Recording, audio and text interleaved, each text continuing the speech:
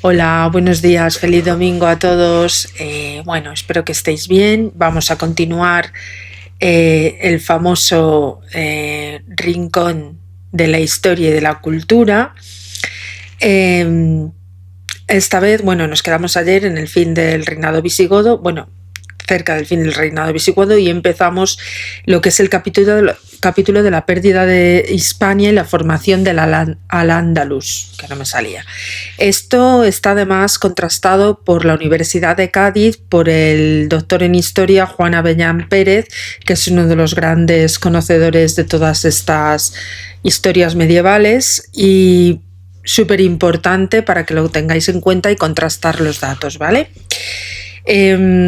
Voy a aprovechar de grabar todos los capítulos que pueda entre hoy y mañana, porque el martes me tengo que ir al hospital y atender a mis padres, porque nos estamos turnando entre mis hermanos y yo, y me toca a mí porque mi hermana tiene que incorporarse al trabajo, mi hermano también. Entonces, pues para acompañarlos, para ver lo que necesitan. Bueno, ya sabéis, el que tenga familiares enfermos, pues es lo que hay, sobre todo los padres, que los tenemos hoy y mañana, pues por desgracia ya no están.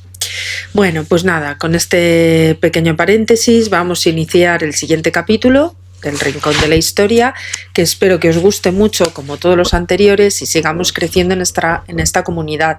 Sé que lo repito muy a menudo, pero para mí es importante que sigamos teniendo suscriptores, porque realmente me gustaría llegar a muchos hogares, a mucha gente a la que le interese la historia y que sea una apasionada de la cultura, pues eso, para poder crear una comunidad bonita en la que se puedan intercambiar reportajes, todo lo que sea necesario para implementar, pues eso, lo que es la cultura. Bueno, pues sin otro preámbulo, agradeceros a todos los que os suscribís, mandaros todo mi cariño y que encantadísima de poder compartir con vosotros un espacio en el que os encontréis cómodos. Bueno, pues hoy empezamos la pérdida de Hispania, la formación del Al-Ándalus, como he dicho, y empezamos por los antecedentes. Poco antes de que los musulmanes alcanzaran las orillas del Atlántico, el califa al-Walid nombró a Musa ben Nuasir gobernador de Ifriqiya, la actual Túnez, o sea, Tunisia está en el Oriente Medio, ¿vale? En el 705-706, bajo cuyo mandato se habría de producir la conquista de la península ibérica, que son unos momentos además en los que el nuevo walí no piensa en la ocupación de Hispania. Previamente se tenía que consolidar su provincia para continuar con la política expansionista hacia los territorios situados en el oeste, es decir, el norte de las actuales Argelia y Marruecos, el Magreb. La pacificación que le permitía el posterior avance territorial no estaba exenta de dificultades que provenían fundamentalmente de la resistencia que oponían los bereberes a lo que había de destruir o someter, ¿vale? Antes de esta disyuntiva se oponían los bereberes a los que antes de esta disyuntiva se opta, por una medida que luego se generaliza, que es primero asegurarse la paz de los territorios mediante la toma de rehenes de los hijos de los jefes y notables de los lugares rebeldes, sin que esta sumisión forzada obligara a una conversión a la nueva fe, la cual sería consecuencia de un lento proceso de islamización. Es decir, que ellos como teoría o como modus operandi lo que hacían era secuestrar a los familiares de los rebeldes, y bajo esa pretensión de rehenes lo que hacían era instaurar el gobierno, ¿vale? Los obstáculos a los avances continentales del Islam no provenían únicamente de los bereberes, pues no olvidemos que nos hallamos en una zona en la que ha sido objeto de ocupación bizantina y por tanto cristiano. Pero, como había ocurrido en Ifriqiya, los dirigentes de la zona magrebí optaron por aceptar acuerdos que les confirmaron sus dominios, como ocurrió con el caso de don Julián, señor de Ceuta.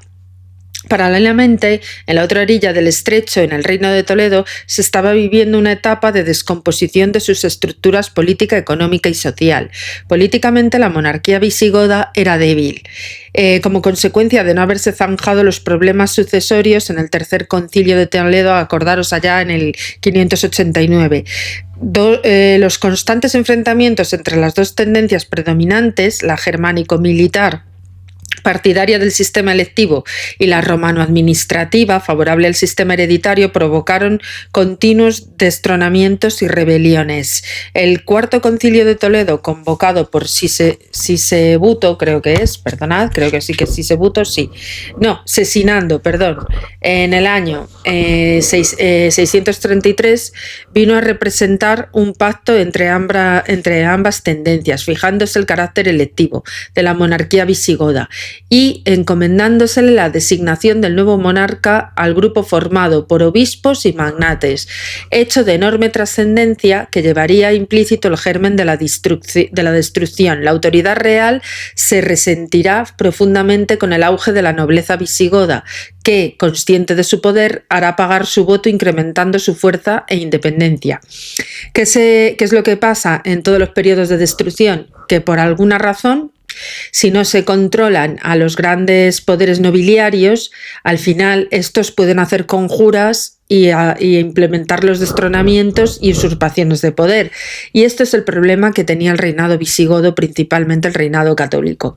Esta política desestabilizadora no fue ajena a la actitud de algunos monarcas, como Chindasvinto, quien en el Octavo Concilio de Toledo, allá por el 646, haría aprobar la condena a muerte y la confiscación de los bienes de quienes atentaran contra la integridad del rey, lo que puso en sus manos la peligrosa arma que podía ser utilizada como medida represiva para terminar con aquellos linajes que podían hacer sombra. Sí, efectivamente, si tenemos en cuenta que se crea este Real Decreto, por llamarlo de alguna manera, pues claro, evidentemente eso era muy peligroso para todos aquellos que quisieran conspirar, lógicamente, porque en caso de ser atrapados, evidentemente les condenarían a muerte. La descomposición política avanzaba a pasos agigantados, los bienes pasaban de unas manos a otras, y las noblezas laica y eclesiástica eran cada vez más conscientes de su difícil situación, que llegó a alcanzar uno de sus momentos más graves con la política de Wamba, allá por el 672 al 80. En las 3 últimas décadas del siglo VII fueron constantes las diferencias entre los grupos nobiliarios ascendidos por algunos monarcas y los partidarios de los triunfadores, y así se continuó incluso después de la elección de don Rodrigo en el 710, que fue el último rey visigodo. Para que os fijéis, esto yo creo que es además una conjetura que yo me hago a mí misma, y es que probablemente España, el reino de España como tal, siempre ha estado dividido.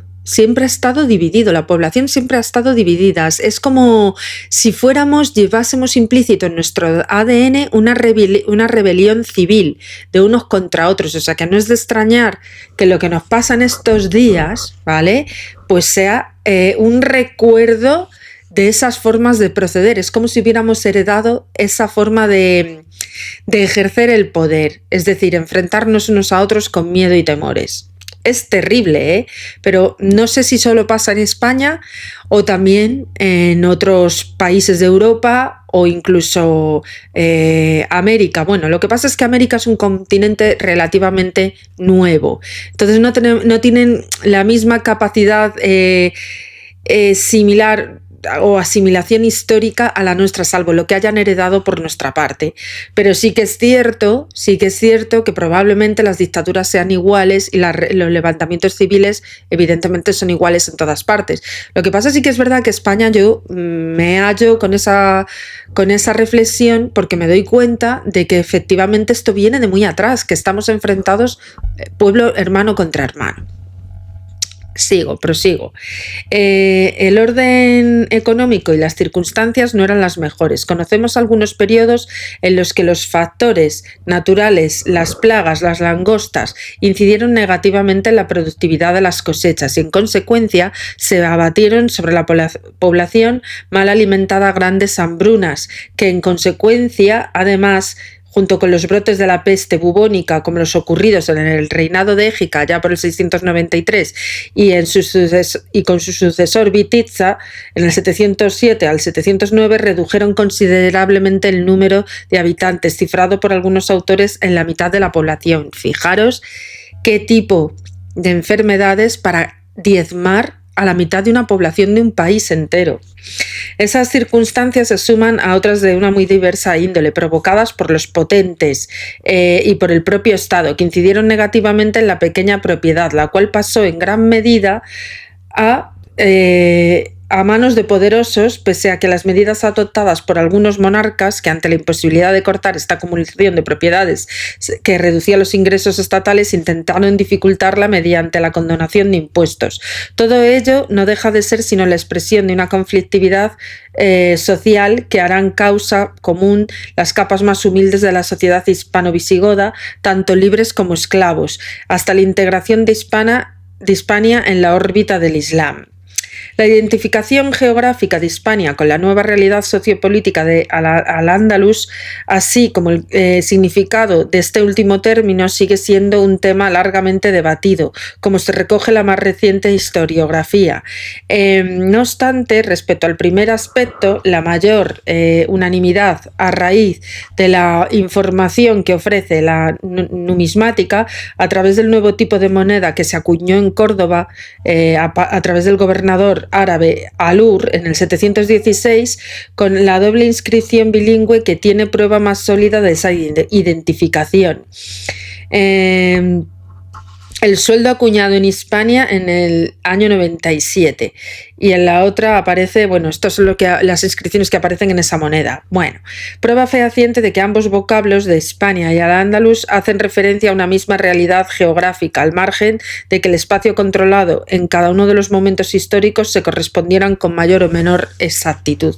Es decir, que estuvieron muy conglomerados, muy juntos, ¿vale? Por decirlo de alguna manera.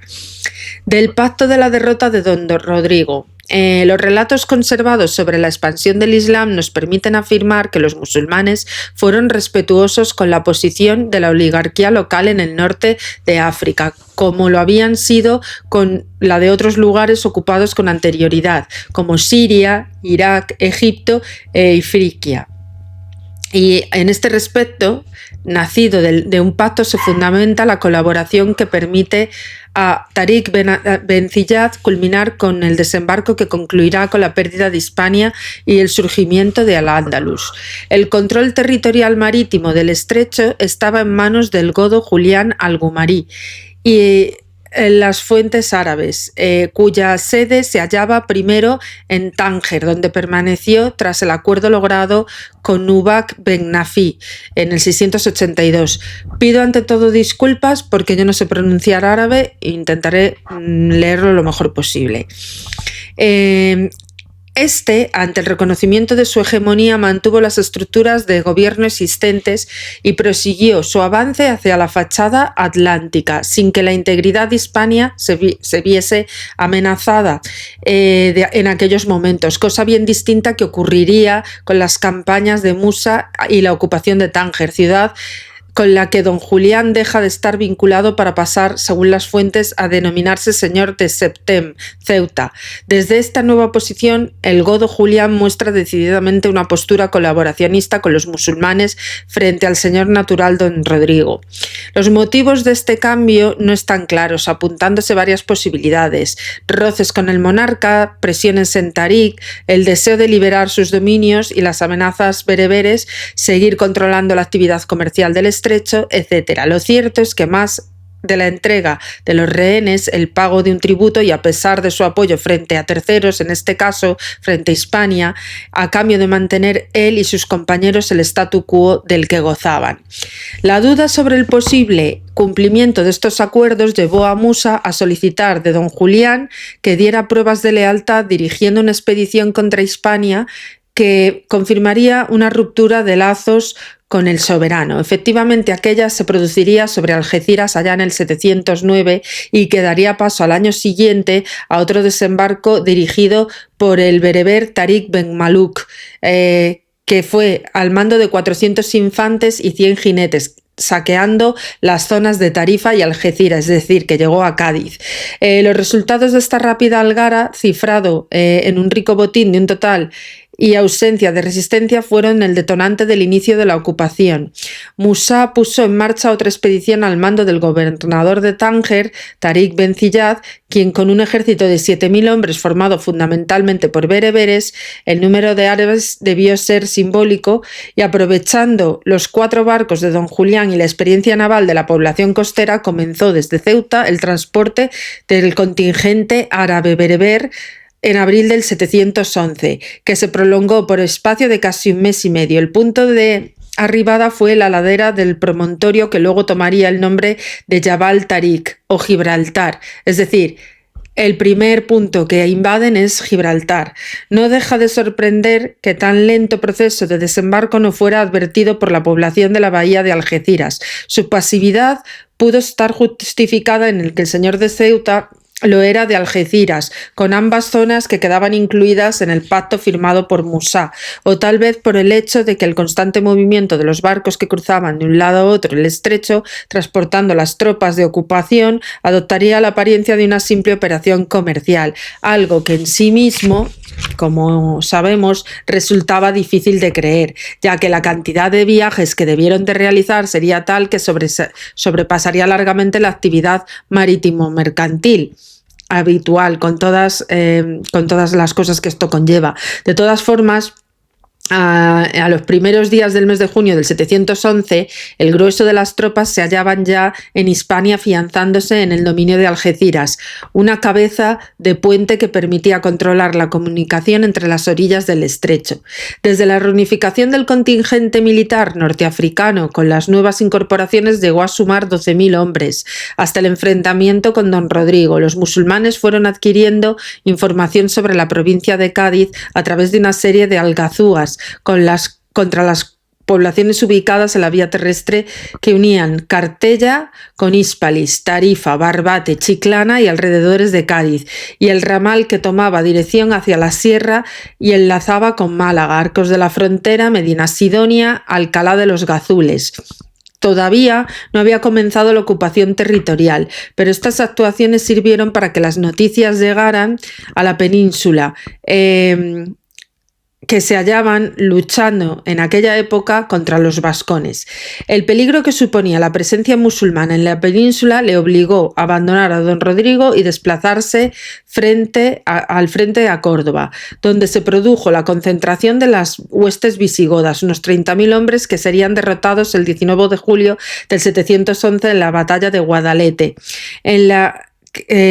Ante la decepción o defección de los hijos de Bititza, que habrían prometido a Tirac Ben Ziyad prestarle ayuda a cambio de que éste confirmara la propiedad de las posesiones que su padre tenía en Hispania, calculadas en unas 3.000 aldeas que fueron denominadas feudo de los reyes.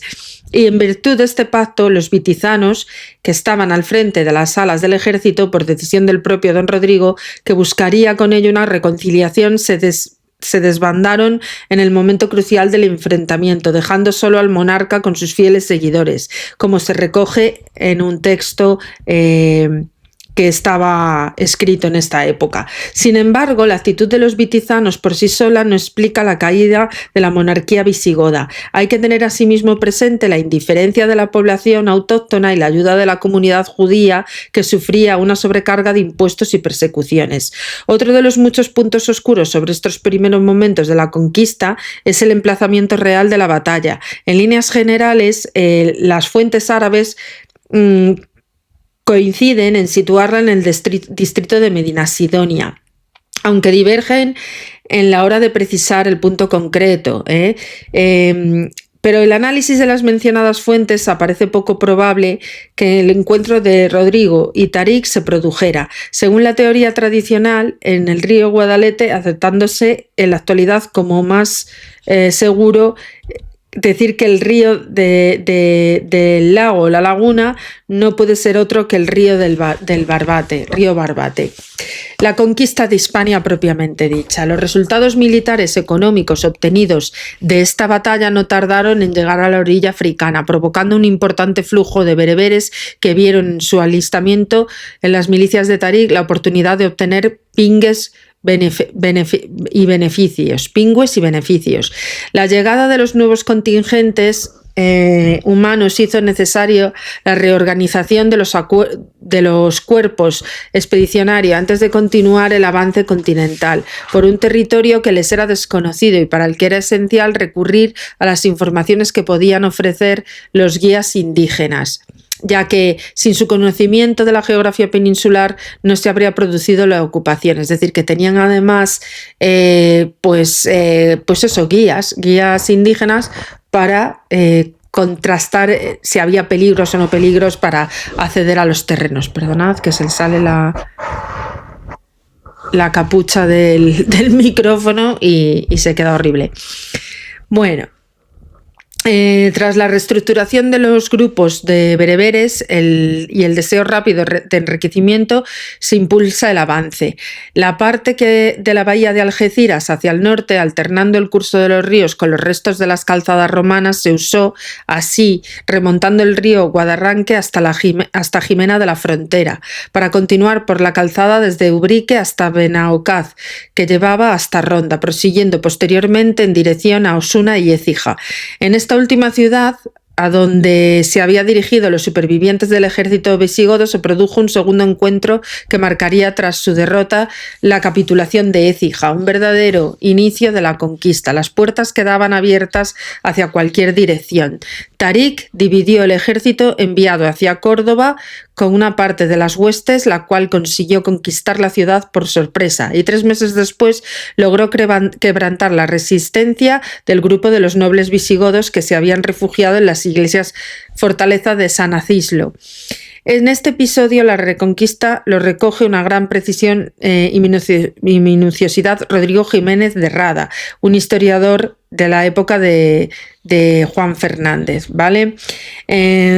Los textos me los voy a saltar porque si no esto se eterniza mucho y tampoco es... si en algún momento quiero colgar algo lo colgaré, pero vamos, básicamente nos estamos ciñendo al recorrido real de la invasión de las tropas. Otro destacamento con la mayor parte de las tropas avanzó hacia el centro peninsular, hacia Toledo, es decir, hacia lo que era la capital, para ascender por Guadalajara hasta Amaya y allí hacia León y Astorga, para luego descender a la capital, al reino visigodo. Mientras las tropas de los bereberes al mando de Tarik alcanzaban el extremo septentrional de la península, Musa, a cuyos oídos habían llegado las noticias de la actuación de Muala, del prestigio que había alcanzado, de las riquezas adquiridas mediante el botín, receloso de sus éxitos, decidió intervenir personalmente en el 712 al mando de un ejército integrado por 18.000 hombres, en su mayoría árabes. Su objetivo era restablecer la legítima autoridad que solo le competía a él, y en su calidad de gobernador de Ifriquia, Magreb, y al logro de esta meta se consagró desde el mismo momento en que puso el pie en tierras de Hispania.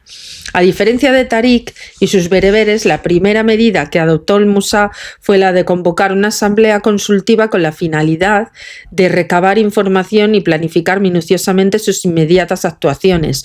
Una de las cosas prioritarias era fijar el itinerario a seguir, que no debía coincidir con el de su cliente. La expedición, que tenía como meta la capital del reinado visigodo, arranca en Algeciras y continúa por Medinasidonia, Carmona, Sevilla y Mérida hasta la comarca toledana.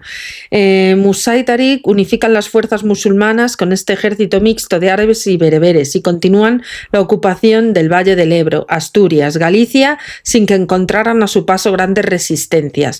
Al mismo tiempo que Musa acometía esta empresa, el hijo de Abdalazid se dirigió al cuadrante sureste ocupando Málaga, Granada y Murcia, firmando el 5 de abril del 713 un pacto con el godo Teodomiro, ¿vale? Instrumento diplomático más antiguo que se conserva de la historia de Al-Ándalus, según el cual el cambio de sus sometimientos se reconoció a Teodomiro total autonomía, respetándose a sus súbditos libertades, posesiones y religión. En menos de 3 años, después de la confrontación del Guadalete, prácticamente la totalidad de la península está en poder del Islam. Pero los artífices de tal empresa fueron llamados para rendir cuentas a Damasco, al califa al-Walid, en el 714. No volvieron a regresar al Al-Ándalus. Vamos a hablar aquí de Abdelaziz ben Musa, gobernador de Al-Ándalus. La partida de Musa a Damasco en el 714 puso en marcha el mecanismo hasta ese momento inusual, pues sin tener facultad para ello, nombró a su hijo Abdelaziz gobernador de Al-Ándalus. Al no tratarse de un beneficio hereditario, era potestad del califa Omeya nombrar a los gobernadores de la provincia, pero en este caso prevaleció la voluntad de Musa y su hijo inició el mandato personal entre el 713 y el 716, con la ayuda del visir Habib ben Abi, que le ayudó a tal encomienda. El breve gobierno de Abdelaziz, que no llegó a alcanzar los 3 años de duración, estuvo orientado fundamentalmente al afianzamiento del dominio musulmán que su padre no había podido completar ni consolidar, para lo que le era esencial disponer de nuevos contingentes humanos. Debido a que una considerable parte de los árabes que habían penetrado la península con Musa regresaron con él a Damasco, las nuevas aportaciones humanas no podían ser otras que las procedentes del Magreb. Bereberes deseosos de un asentamiento estable o a los que podía haber concedido tierras o pagar sus servicios, lo que le obligó a una redistribución de los ingresos estatales, sumándose a las contribuciones de la población indígena, y el diezmo famoso, que se impuso a toda la población musulmana, siendo este uno de los motivos de malestar manifestado por los árabes que desembocaría en el asesinato de Abdelaziz en el 716. A la par que se iba gestando la conjura contra Abdelaziz y llegaban al término las negociaciones para la designación del nuevo valí, que asegurase la autonomía de los árabes, aquel fiel y sus planteamientos, reanudó la actividad militar emprendida por su padre y se dirigió a 2 de los extremos de la península, la zona galaico-portuguesa, Cataluña, incorporando y saqueando y sometiendo desde Lisboa a Orense y desde Tarragona hasta Gerona, probablemente a Narbona. Estos éxitos militares y el apoyo de los bereberes no impidieron que los árabes, en sus deseos de liberarse de un gobernador, les mermara y les desgastase de alguna manera su supremacía al intentar pactar con Ayub ben Habib, primo hermano de Abdelaziz. Su ascenso al poder, pero este no tuvo nada que ver con el asesinato de su primo, cuando presidía la oración en la iglesia de Santa Rufina, convertida en la mezquita, y que solo se debió a su designación como valí al-Ándalus, el apoyo de los bereberes. Es decir, que el primo realmente no tuvo nada que ver con la conspiración contra el asesinato de Abdelaziz. La dependencia de Ifriqiya. Pese a la momentánea autonomía que alcanzó Al-Ándalus con el gobierno de Abdelaziz, esta provincia, desde un punto de vista estrictamente político-administrativo, no dejó de ser en ningún momento, como le ocurrió a Tánger, independiente del gobernador de Ifriqiya, pero en la práctica la dirigió a sus espaldas, al menos hasta agosto del 716. Así designó como su delegado para Al-Ándalus a Urben Abderramán Abderramán al-Thaqafi, del 716 al 719, con el objetivo evidente de recuperar su control, para el fin que se dotó al-Ur,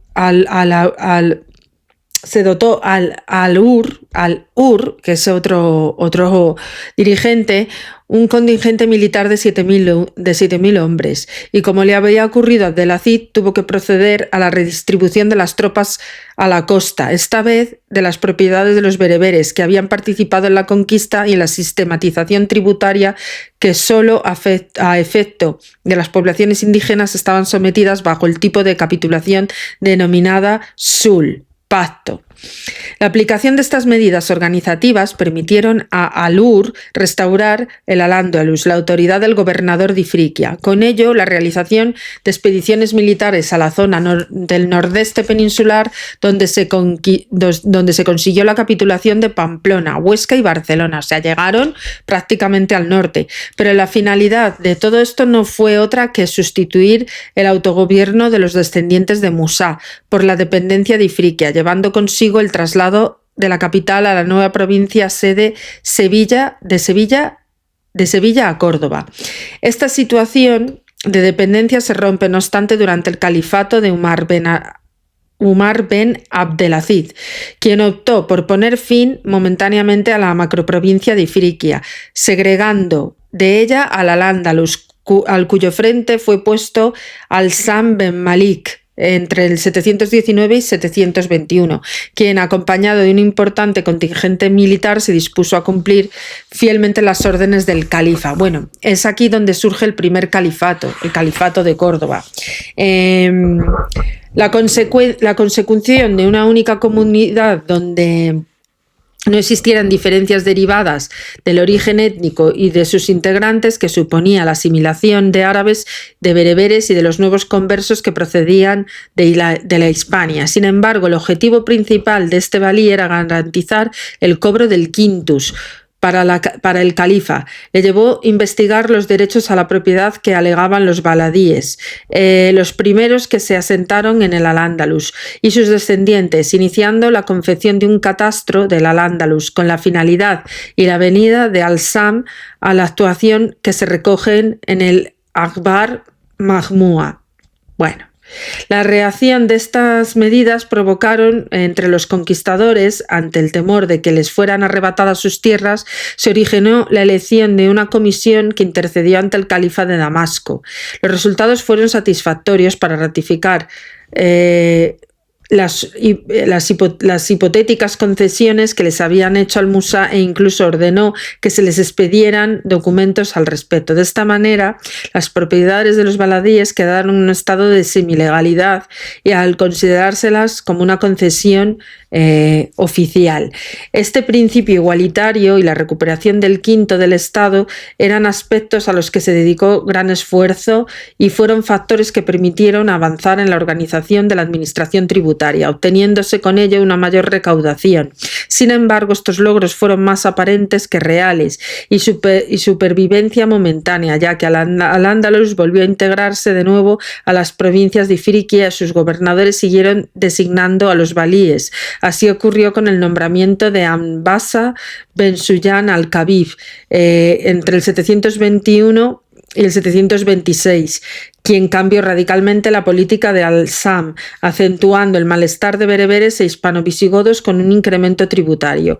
Asimismo, durante el mandato de este valí, cuando se produjo la derrota de Covadonga en el 722, acordaros, en Covadonga quien venció fue Don Pelayo, infligió a los musulmanes un grupo de montañeses que dirigía Don Pelayo. Su valoración, al margen de lo que debió suponer para él el afianzamiento de Pelayo, para los musulmanes no dejó de significar que era una escaramuza más de las que sufrían las expediciones que trataban de hacer efectivo el cobro de tributos.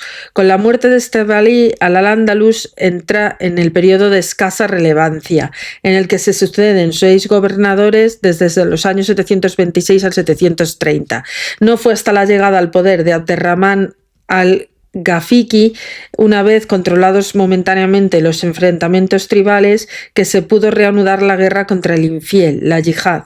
La mirada se dirigió entonces hacia las Galias, donde tuvo lugar la confrontación de las tropas musulmanas con las de Carlos Martel, muriendo al-Gafiki en la batalla de Poitiers en el 732. Dos aspectos se van perfilando al correr de los años, hasta constituirse en ejes esenciales y a veces entrelazados de la historia de Al-Ándalus Andalus y la lucha de los conquistadores árabes entre sí, debido a las rivalidades ancestrales de los clanes cuasíes, árabes del norte, y calvíes o yemeníes, árabes del sur. Es verdad, el pueblo árabe entre ellos también estaban divididos, cuyos orígenes se remontan a Arabia preislámica, que se fundamentan en sus distintos modos de vida y que se trasladan con ellos a la península. Y las árabes de los bereberes, que fue un enfriamiento y un enfrentamiento cada vez más abierto, cuando estos toman conciencia de la discriminación que sufrían los grupos tribales norteafricanos, para quienes los principios igualitarios del Islam habían dejado de ser una realidad posible, comenzando ante su desencanto a mostrar una buena dosis de agresividad en ambas orillas del estrecho. Pero estas actitudes beligerantes de los bereberes, a las que fueron sumándose los conversos hispanos, los muladíes, no significaron ningún obstáculo para que continuara el afianzamiento del poder de los musulmanes en diversas campañas militares en tierras peninsulares y francas, avanzándose además en la organización fiscal del Estado mediante la acuñación de la moneda y otras medidas de corte administrativo. Ahora llegamos hacia el autogobierno del Al-Ándalus, o sea, que se independiza de alguna manera o se autogobierna de alguna manera al Al-Ándalus sin depender de lo que es Damasco. Hacia los acontecimientos que desembocan el autogobierno andalusí comienzan a preludiarse durante el gobierno de Uqba ben Ayyad al-Saluli, cuyo nombramiento como valí del Al-Ándalus se produce en el 734. Desde ese año al 739, es decir, 5 años después, en el que tiene lugar la gran sublevación bereber en el norte de África, su actuación estuvo dirigida al establecimiento de líneas fronterizas que defendiera las conquistas del sur de las Galias, mientras que en la política interior centró sus esfuerzos en la normalización del sistema fiscal y la armonización de las relaciones pacíficas entre los musulmanes y las poblaciones indígenas. Sin embargo, acontecimientos ajenos al suelo peninsular truncarían en parte sus logros al tomar conciencia a la población no árabe de Al-Ándalus de su situación de inferioridad respecto a otros musulmanes de origen árabe, beneficiarios de la política partidista de los omeyas. El origen de la rebelión bereber se sitúa en el Magreb, donde los encargados del gobierno de aquella provincia, fieles a los mandatos del califa, comenzaron a aplicar la nueva política fiscal, que oprimía cada vez más la población indígena. A ello se sumó las predicciones igualitarias de los yariyíes, que no aceptaban las diferencias entre musulmanes, al menos entre Alá, llegando a afirmar que cualquier musulmán apto y de conducta intachable podía llegar a ser califa, al contrario que cualquier califa indigno podía ser depuesto. Estas circunstancias, aprovechando el que el Magreb estaba desguarnecido, Maysara al-Maghdari aglutinó a todos los bereberes, consiguiendo apoderarse de Tánger.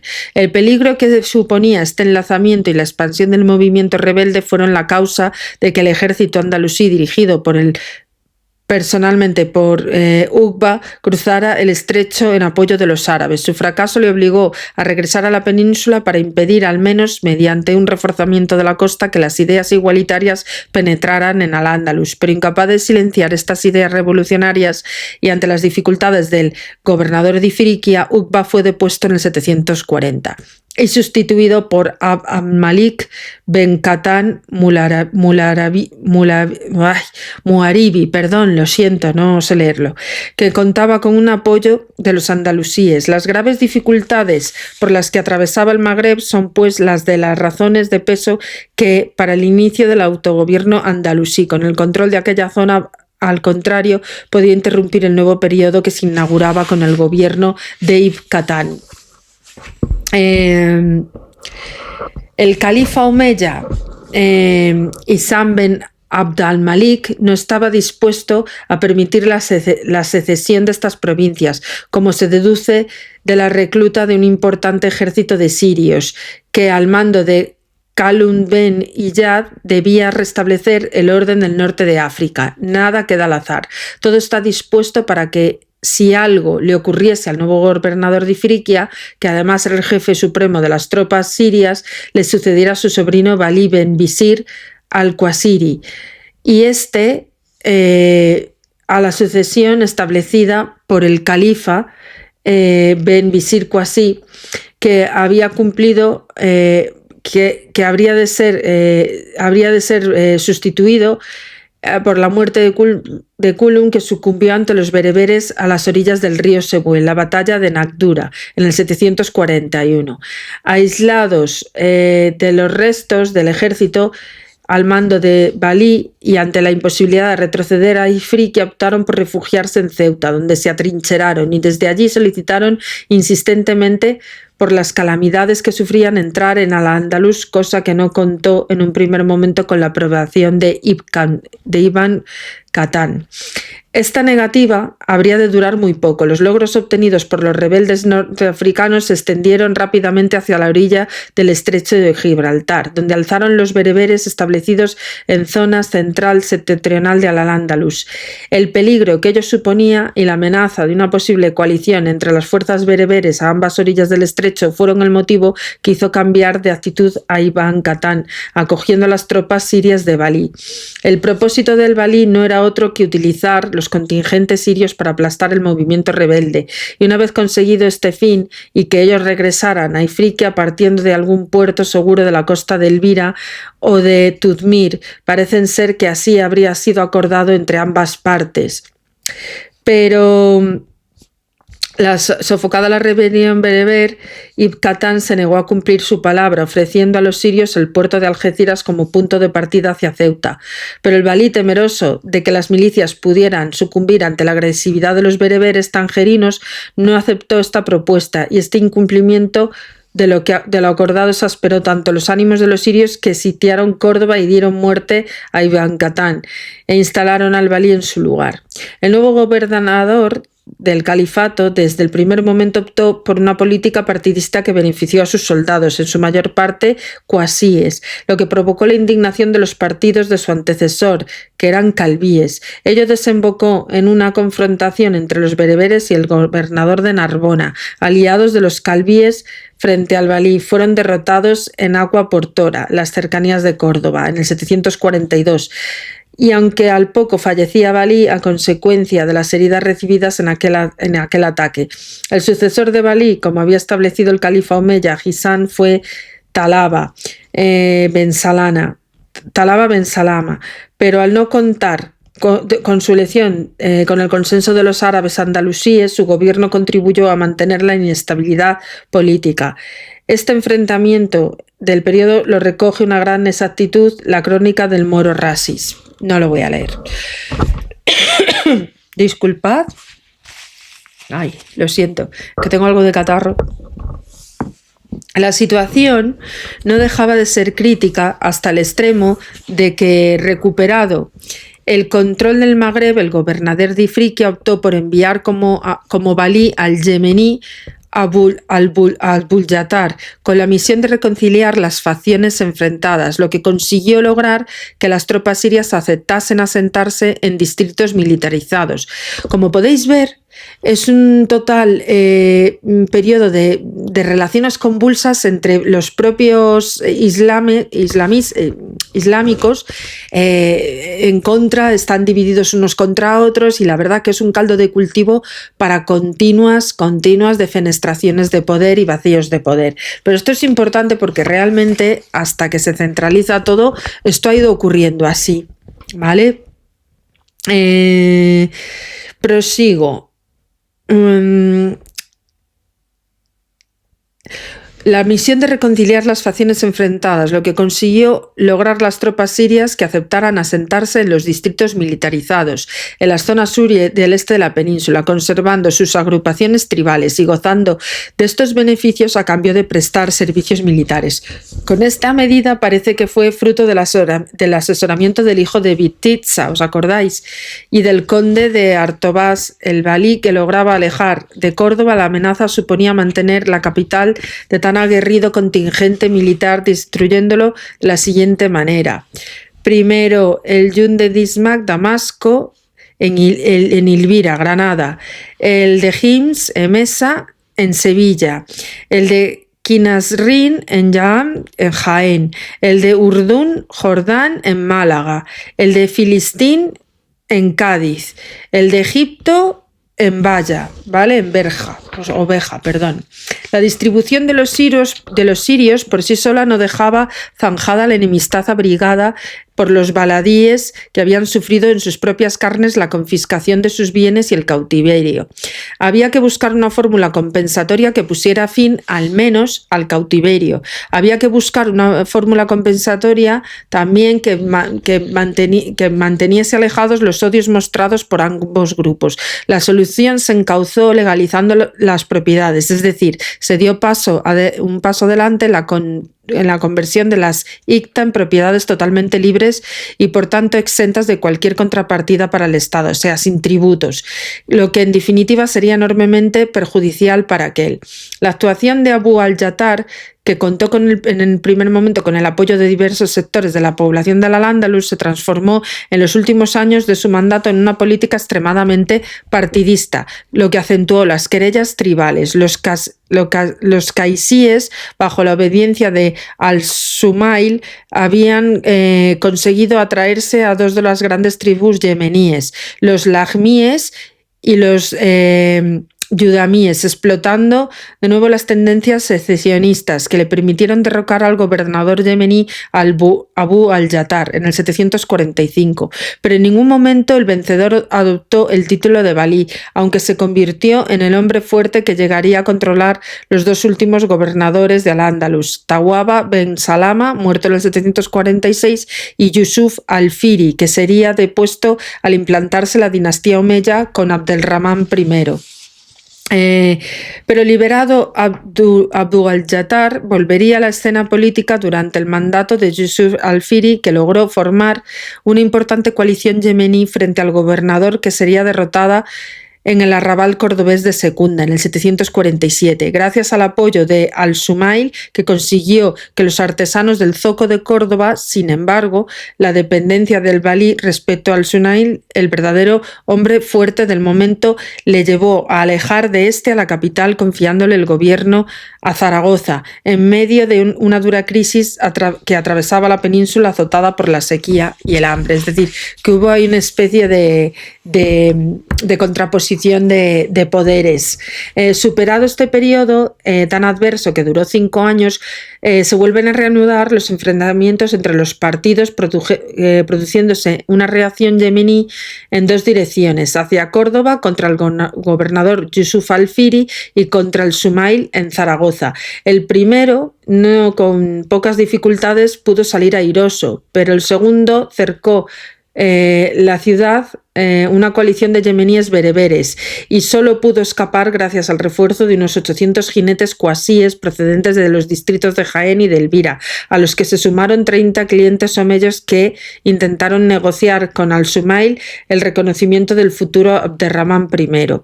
Aunque en un primer momento lo aceptó, cambió inmediatamente de actitud porque era consciente de que la implantación de la dinastía omeya en el Andalus supondría la ruptura de la tendencia autárquica que convenía a su propósito. El príncipe omeya Abderrahman, sin haber llegado a ningún acuerdo con Yusuf al-Firi ni con al-Sumail, puso en pie en el Andalus en el año 755. Su negativa a aceptar la propuesta que le hicieron de renunciar a sus aspiraciones de hacerse con la jefatura del Estado a cambio de una importante concesión territorial dio paso a un largo peregrinar por el sur de la península en busca de apoyos, especialmente de los yemeníes bereberes, que le permitieran la confrontación abierta definitiva que finalmente se dio en Almusara, cerca de Córdoba, en el 756. Con esta victoria se abren las puertas a la capital y se produce su proclamación como emir, iniciándose el periodo conocido como el Emirato Independiente, en el que Al-Ándalus consigue autonomía plena, interrumpiéndose los lazos políticos de la unidad que le unían con Bagdad y la nueva capital del califato. Es decir, que con Abderrahman I surge el primer gobierno independiente de Al-Ándalus, fuera de toda la dinastía siria. La distribución de los conquistadores. Los rápidos avances de los musulmanes en suelo peninsular ponen de manifiesto que los encuentros militares fueron escasos y puntuales, debiéndose hablar con mayor propiedad de un sometimiento de las poblaciones indígenas mediante el sistema de capitulaciones, lo cual permite hacer la primera división de lo que posteriormente será el nuevo mapa político-administrativo de Al-Ándalus. De un lado, la zona conquistada por las armas y de otro, la zona sometida mediante el pacto. Esta última forma de control de territorio tampoco fue homogénea, ya que no todos los jefes visigodos adoptaron idénticas aptitudes frente al Islam. Unos en principio opusieron resistencia y solo al final capitularon, otros en cambio se sometieron desde el principio, sin ofrecer ningún tipo de oposición. Esta diferencia de comportamiento genera dos tipos de pactos. A los primeros se les exigió la sumisión total al Islam y a los segundos se les respetó la autoridad política.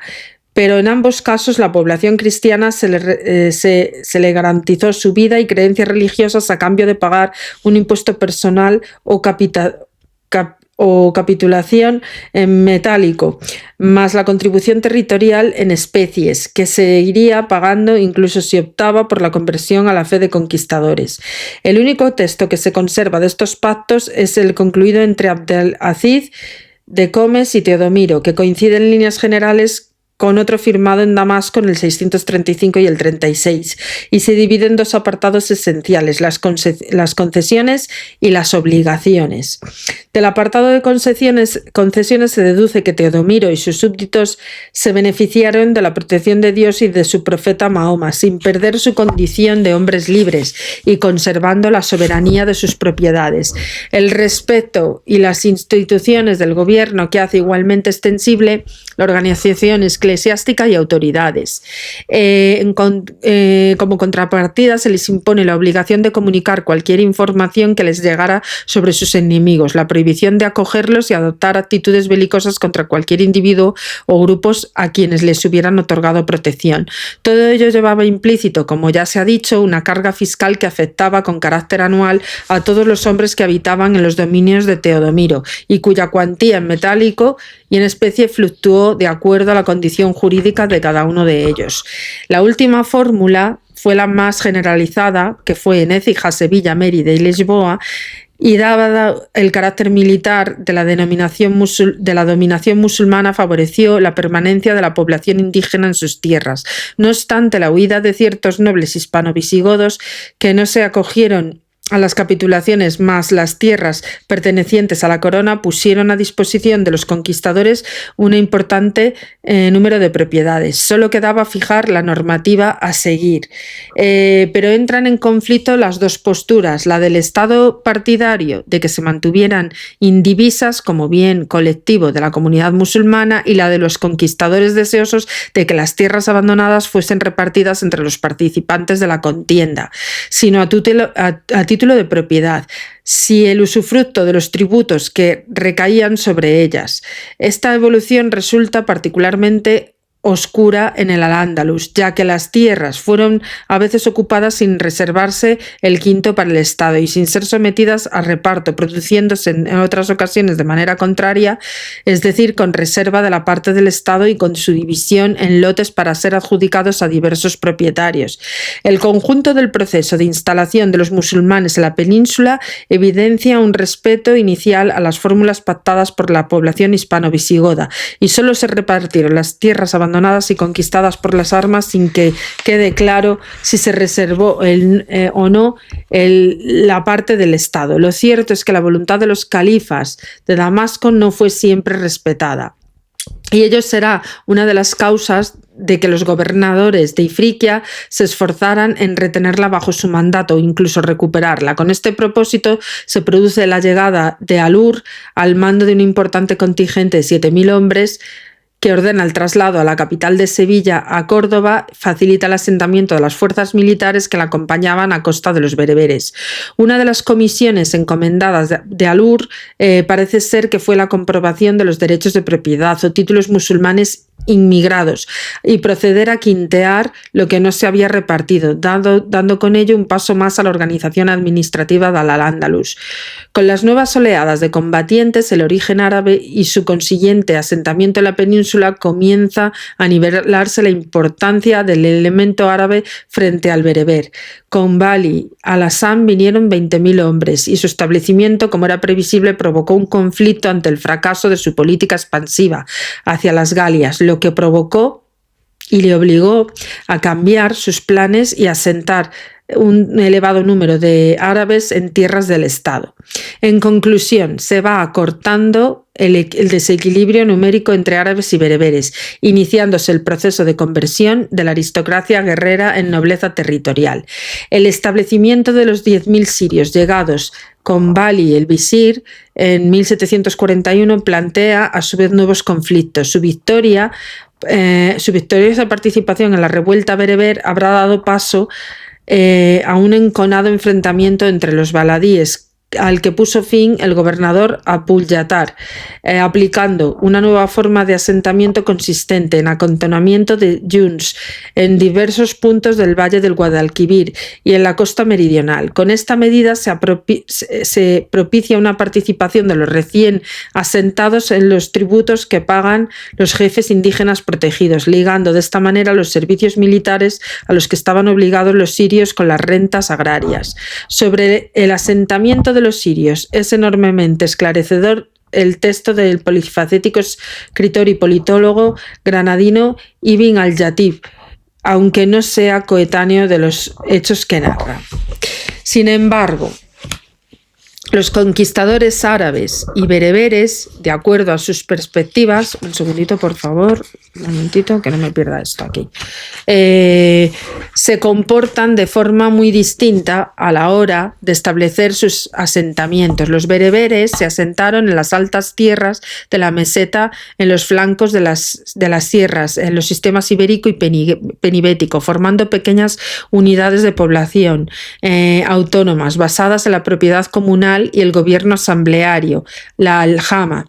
Los árabes, cuyo proceso de fijación a la tierra fue más tardío, optaron por el sistema radicalmente opuesto a los norteafricanos. Ellos escogieron la ocupación individual de las tierras, poniendo sus miras en grandes propiedades privadas, las daya, sujetas a tributación. Sin embargo, este sistema no fue el único dado que coexistió en la propiedad comunal, aunque la forma distinta del modelo bereber llegó a la península el último contingente significativo de árabes al mando de Bali, que les otorgó extensos dominios procedentes del fisco que fueron entregados a los jefes en representación del grupo. Estos sistemas de organización social y explotación de la tierra nacidos en la conquista, la ocupación y asentamiento de los conquistadores convivieron con las tradiciones hispano-visigodas, pues las grandes propiedades privadas continuaron en poder de los potentes, los vitizanos o no, que pactaron con Ortobás, Olmundo, Rómulo o Teodomiro, mientras que el resto de las tierras siguieron bajo el control de quienes las cultivaban, agrupándolas en pequeñas comunidades llamadas curá y sometiendo al pago de un impuesto global fijado por el Estado, aunque este tipo de asentamientos indígenas con el paso del tiempo fueron desapareciendo en beneficio de los árabes. La nueva estructura social de Al-Ándalus. En los primeros momentos del Islam solo se reconocía la clase social formada por los individuos que integraban la comunidad de creyentes, umma, pero conforme avanzaba la expansión territorial fueron incorporándose nuevos espacios dotados de estructuras de poder complejas, como con profesionales de fe sólidamente afianzadas a las amplias capas de la población, cuya base se sustentaba en la existencia de libros revelados, cristianos y judíos fundamentalmente. Estas comunidades entraron a constituir el grupo de los protegidos dhimíes, quedando fijadas las relaciones entre ambas sociedades mediante una firma de pactos.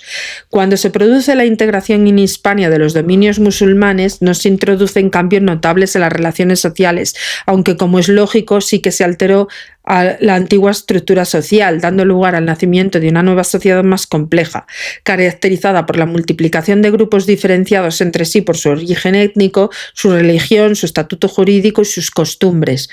Musulmanes, cristianos y judíos, a los que habría que sumar como algo excepcional en los primeros momentos del Emirato los esclavos negros. Dentro del grupo dominante, la Umma, con una enorme complejidad étnica y no pocas rivalidades ancestrales, hay que destacar a los árabes, distinguiendo entre ellos los baladíes que habían integrado el ejército que acompañó a Musa ben Nuswar al Andalus y los sirios que vinieron con el Balí tras el descalabro que le infringieron a los bereberes en Naqdura. Se trata de una población poco homogénea, dividida en tribus y clanes, que se aglutina en torno a dos grandes partidos, el yemení y el qaisí. Frente a los árabes, los bereberes constituyen el grupo mayoritario de musulmanes procedentes del norte de África. Penetraron en la península bajo el mando de Tariq Ben Ziyad con una cifra aproximada de 12.000 hombres, 12.000 combatientes, a los que se fueron añadiendo nuevos contingentes en el transcurso del siglo VIII. Junto a ellas, la comunidad se incrementa mediante la conversión voluntaria al Islam, una parte de la sociedad hispana visigoda motivada por el deseo de salvaguardar sus intereses personales y gozar del principio de igualdad de los musulmanes inmigrados. Fueron los llamados nuevos musulmanes, musalima, y que sus descendientes muladíes, muyahidines, que como consecuencia de los frecuentes matrimonios mixtos entre estos árabes y bereberes hicieron que el transcurso del tiempo se arabizaran adoptando la lengua y las costumbres de los conquistadores, hacia el extremo de que sería muy difícil distinguir a unos de otros. La complejidad étnica y cultural de la comunidad de los creyentes se amplía con la de los dimníes, que en un número mayor a la de los musulmanes integraban la población hispana, dividida a su vez en otras comunidades, los mozárabes de religión cristiana y los judíos. Ambos grupos pertenecían a la llamada gente del libro, el al-Kitab, con lo que pudieron conservar su religión dentro de la sociedad islámica, siendo particularmente numerosos en las ciudades. Pero a pesar de la igualdad esencial de la Umma, el hecho de pertenecer a un linaje árabe equivalía a ostentar un título nobiliario e iba acompañado de una posesión de grandes dominios territoriales, de una elevada posición social, factores que serían determinantes en su diferenciación respecto al de los individuos que integraban la comunidad, produciéndose incluso diversos grados de dependencia entre unos y otros que serían el origen de diferenciaciones jurídicas extremas, hombres libres y esclavos. Es evidente que la sociedad andalusí, surgida de la ocupación y la consolidación de la conquista de Hispania, daba muestras desde sus primeros momentos de una división de clases, distinguiéndose entre los individuos que gozaban del estatuto de libertad tres capas sociales perfectamente definidas: la nobleza, los notables, la masa popular, que era la última. Mientras esta está constituida por una nobleza de sangre, por una nobleza funcional, la nobleza de sangre nutría de los descendientes de los grandes linajes árabes, especialmente del clan Quraisí, del que procedía el profeta Mahoma. La funcional estaba integrada por grandes dignatarios árabes y sirios que ostentaban las más altas jefaturas administrativas, palaciegas y militares, llegando algunas de estas familias a perpetuar su cargo como si se tratara de un patrimonio personal. La Yasa no era una casta cerrada, si bien en su primer momento la estructuramos del poder estuvieron controladas por los descendientes de los árabes inmigrados. También se incorporaron los bereberes antiguos libertos mawali. Y pese a que su inferior condición jurídica socialmente estaban considerados por debajo de la masa popular, aparentaban una condición nobiliaria. Debajo de la aristocracia de sangre funcional se sitúa la clase social intermedia, que actúa como representante de la Amma. La forman los centros urbanos de importante número de ricos comerciales, alfaquíes, funcionarios medios, artesanos excepcionales, poderosos terratenientes y los letrados. En general son gentes acomodadas, cuya riqueza, cultura y prestigio personal los convierte en notables en las ciudades, mientras que en el medio rural su prestigio era mayor, llegando a rozar la situación casi nobiliaria. De este grueso, de esta capa social, intermedia lo constituyeron los conversos de origen hispano-visigodo, seguidos de los bereberes y algunos árabes. La categoría inferior de la sociedad libre andalusí estaba integrada por la llamada masa popular, que constituye el proletariado tanto en medio urbano como en el rural. En el primero se ganan la vida ejerciendo como artesanos, vendedores, jornaleros, mientras que en el campo lo hacen como colonos o como jornaleros. En este escalón social encontramos a los bereberes, los muladíes, mozárabes y judíos. A ellos se asimilan los libertos esclavos manumitidos, ¿os acordáis de la manumisión?, que adquieren su condición de hombres libres como bajo tutela de sus antiguos dueños a través de una serie de vínculos que los siguen haciendo dependientes, de tal modo que el antiguo amo conserva los derechos del mualá y obligaciones. Pero aquellos esclavos que no lograban alcanzar la libertad permanecían jurídicamente en su condición de meras propiedades y como tales podían ser objetos de las más diversas transacciones comerciales. Su procedencia era triple: bien de los reinos cristianos peninsulares o allende de los Pirineos, o bien de Oriente, incluso algunos provenían del continente africano, y se les destinaba a realización de diversos menesteres. El grupo más numeroso de la población libre de Al-Ándalus eran los mozárabes, cristianos arabizados que podían practicar su religión e incluso incorporarse a la vida social.